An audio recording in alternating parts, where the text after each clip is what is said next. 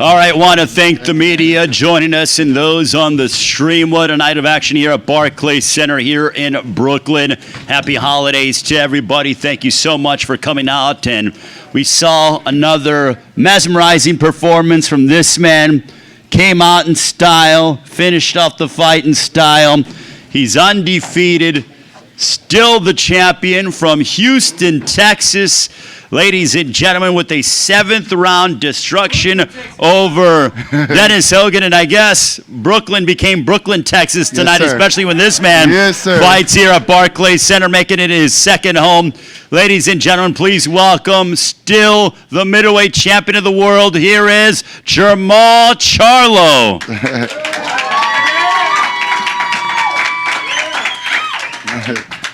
Jermall, opening comments. First off, I want to thank my manager. I want to thank everybody who tuned in all across the world. You know, I'm honored. I'm grateful to be here. You know, at this stage, and you know, just to share the opportunity with y'all to make history and to keep my legacy going. I just thank everybody for tuning in. My team, Ronnie Shields, everybody that was a part of Jermall Charlo and what I had going on in this camp. It was amazing. Before we open it up to the media, I want to ask you the question that you have this chemistry with your trainer, Ronnie Shields, that is second to none. You guys understand each other. It is such a wonderful partnership. You listen to his instructions. You guys both are just in sync with one another. How special is the relationship that you have with your esteemed trainer, Ronnie Shields? I mean, you have like a trainer, and out of Ronnie Shields, I have like a teacher, like a father figure, someone I really look up to. Through his experiences in life, he's taught me so much, not just, through boxing, but I call him about anything and every little thing. Like, Ronnie, how you get your bills paid on time? Like, put it on auto pay. He just says stuff like that to me. Like, he's a real father figure to me, and he keeps me grounded in things that I need that I can't get from an actual trainer. Ronnie gives to me. All right, now we'll open it up to the media for questions. I believe we have the microphone out, so wait your turn.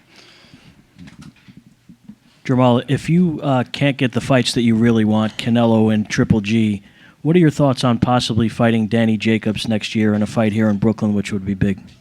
I mean, I'm not a matchmaker, but, like, I want the most explosive fights. I want to put myself to the test and challenge myself with the biggest competitions out there, that fits me at the right time. And, it's all about timing. So, as long as the money right, the timing right, we could turn it to a prize fight overnight. Questions for the champion? Well, as we wait for questions, Jermall, I'm going to ask you. Tell us about that. I might as well ask you questions. Tell us about that left hook that you had to put away Hogan. I mean, my goodness, it was a vicious left hook, landed right on the button. I had a couple different game plans coming into the fight. If he decided to fight me, then I would box him. If he decided to box me, then I would slug with him or whatnot. I really just wanted to have fun in this fight, and that's what I did. I thought about it early. I thought about doing it a little bit earlier, like turning on the gas and going and get him. But then, I want to, do my thing in this fight. This fight was all about me. Dennis Hogan showed great heart, stepping up to me and trying to fight me. And he was a little slippery, a little tricky, but I figured him out. Like, he did exactly what leprechauns do, and that's exactly what I felt like, So I figured him out. He got his issue tonight, and that was it. Moving on. 30, I told you. You know what I mean? Champ, right here. When he was doing all this stuff, that posture, do you think that was fake bravado in the first 2 or 3 rounds? Like, you caught him with that left the first time, and he said he popped up like, I'm not hurt, but you kind of laughed him off. Yeah, that was like the 4th round. We setting him up. Getting closer to him with the jab. He had a little awkward movement. When I mean awkward, it wasn't nothing I wasn't used to, but it was just his movement was not like normal. He would try to he had like a survival tactics from the beginning, and I could have just stepped back and did what I had to do and land a shot, but I wanted it to be precise, and I got him out there with the left hook. It was something I always I love my left hook, so I'm glad I got a chance to land it on him. Would you fight Devinchenko, the cat that really beat Triple G? I mean, I'll fight anybody, dude. I'm a boxer, man. I fight for a living, dog. You know what I'm saying? Like, I'm not scared of nobody. You know what I mean? I got the WBC belt.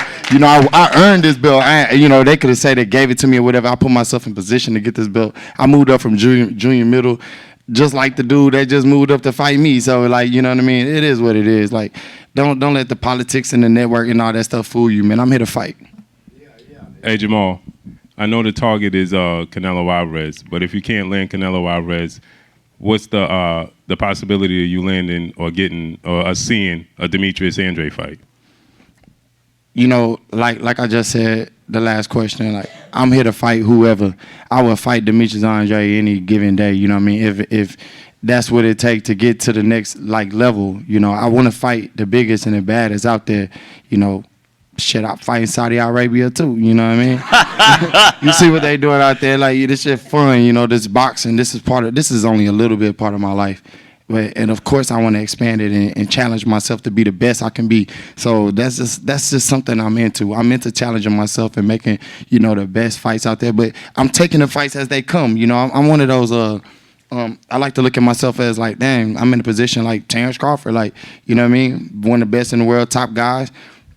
He just got to get the fights that he can get and keep it going. We feed our family like this. So y'all looking at it differently than I am. Now, one more thing. Your brother have a huge fight coming up in a couple of weeks. What advice would you give him?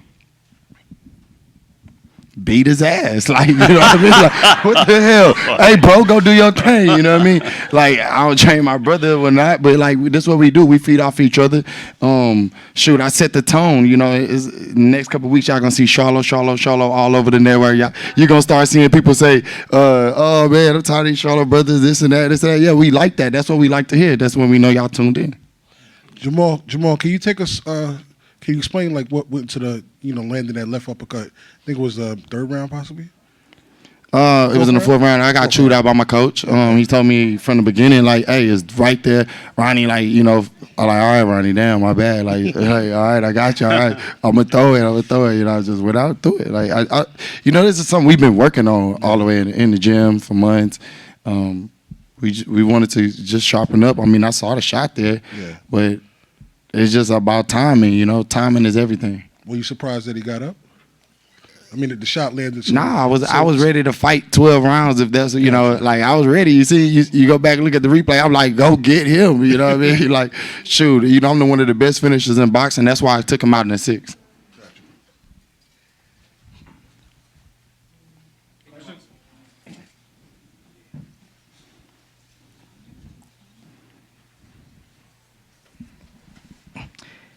Hey Jamal, throughout the week, I noticed a couple of different things about your demeanor. Normally you have this very aggressive approach, but I noticed a lot of calmness throughout this week.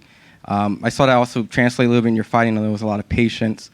But then there was times where you were very aggressive, like at the weigh-in, and also you turned up in the fight. Is something that kind of happened throughout your life that kind of sparked that? Yeah, I'm trying to take a better approach about it, and, you know, like the fire lit, you know, you'll see it when you see it. Like, it's always like this. The weigh-ins, you know, fighters talk this and talk that, and media say this and say that. You got to do it on my undercard, you know what I mean? Like, you're on my undercard, dude. You know what I mean? Shut your mouth or you'll never get a chance. You know what I mean? I got power to do what I want to do. I got the belt sitting right here. Like, you know what I mean? If you want this belt, you better shut your mouth or you ain't gonna never get the opportunity. You know what I mean? Respect is respect, and you gotta earn it. You know, look, it is what it is, man. The dude, you know, you get the run of your mouth saying things you don't mean, then you got to live up to it, and that's exactly what happened at Dennis Hogan tonight. If y'all can go through his Instagram and his social media and shit, you see him doing the Coming to America with the lion on his shoulder and shit. The shit was funny to me too, you know what I mean? But I'm like, hey, you gonna have to live up to that, you know what I mean? I put that line, I made that line do a whole cartwheel, right? You know what I mean? Get up out of here. Stop playing with me. You dig?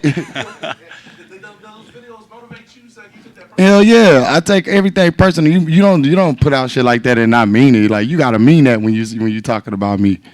Use my name the right way. You know what I mean? Hey, Jamal. Especially if you finna fight me, you gotta live up to that when we fight. Jamal, you mentioned, your advice for your brother. I'm back here, man. Your advice for your brother was, to go out and whoop this guy's ass, Tony Harrison, a week or two from now. But I mean, come tomorrow, is that the first thing on your mind, like getting back to your brother, getting back to his camp, and doing whatever it is you can do as a brother to make sure he gets his strap back? How important Yes, is I that? will fully support my brother in the comeback for his world title. It means the most to me for my brother to, be going through what he's going through to go get his title back. That's just something that's natural. Y'all asking me to, am I going to support my brother? Hell yeah. I'm going to support my brother. I got friends from Detroit, too. I got fans from Detroit, family that had moved up there, whatever. It don't matter. That's my brother. That's my twin brother. He really didn't lose his belt in my eye. Hey, I told him, look, suck that shit up. Let's go. We gotta fight. We gotta go get this belt back. What would you tell your brother? Go, hey, we going to fight, right? And answer your question. He mentioned something about an incident in a hotel room too, like between you and Tony Harrison. Is there any truth to that? Hell nah, hotel room. What the hell you talking about? What the hell you talking about, dude? You tripping. Nah, you tweaking. Nah. I don't know what you talking about. Nah, you on some other shit. I don't know what you talking about. Next question for the champion. Jamal. Let's move along. Two more. All right, Jamal, right here. We spoke with Demetrius Andre at his camp. They'll do a unification fight. Who said what? Demetrius Andre. We talked to his camp. They said they'll do unification. They also as well said we want drug testing. You've heard those before. Bro, I've been drug test all week. I'm straight. Look, I'll do any drug test. What you think? I'm naturally. It was Jackson right there. Look, that's my strength and conditioning trainer, nutritionist. Shit, he made sure I'm on weight. Everything was solid, right? Let me ask you this: with all the hatred you and Andre have had, is there a part of you that just wants to look at him and go, "I'm not giving you a title shot"? All of your innuendos, all the crap you did years. Is there a part of you that wants to look at Andre and go, "Screw you, I'll never fight you"? He just said he'd fight anybody. Yeah, man, I'm a boxer, bro. I fight for my life. Every time I get in that ring, every punch that's coming at me, you look in my eyes, I'm looking at those punches like, nah, that punch not gonna do it. That ain't gonna do it either. You know what I mean? Look, Demetrius Andre, I like his campaign, great fighter. Now he's chasing. You know what I mean? He got a chance to fight my twin brother and didn't get that. He canceled the opportunity. That was back in the game. Like, look, he's hiding behind a network right now. I'm not. I'm Lions Only Promotions. It's all over the ring. Come on, man. We not going nowhere. We not scared of nobody. This is what we do, bro. We fight, bro. We fight for a living. This is what I do to feed my family, man. You think when you saying not gonna fight somebody, man, if he wanna fight, he gonna make the fight happen. You know what I mean? A side, B side, C side, I don't give a fuck about none of that. We're gonna make the fight happen. If Demetrius Andre wanna fight, he can get that work too. He know how to get over here. Just like he went over there to the zone, he know how to get his ass back over here. We got one more question. Sum up your 2019 and what do you want if you can script your 2020? Sum up 2019. Shoot, we went in and got the Brandon Adams fight out the way. Yeah. 2-0, one knockout throughout the year. Retain the world title. Great year, 2020. We just gonna do more. You know what I mean? We're gonna stay on their ass. Like, this is what we do, man. Whoever I get in the ring with, I'm there to fight for my life. And that's what I do. Congratulations to the champion. Happy holidays to him and his entire family. Jermall Charlo, victorious tonight over Dennis Hogan in the 7th round. An excellent performance out of the champion. Thank you so much for joining us on the stream. Thank you, Brooklyn. Thank you, Barclays Center. Thank you, Showtime. We will see you soon. Have a happy holiday season. Thank you.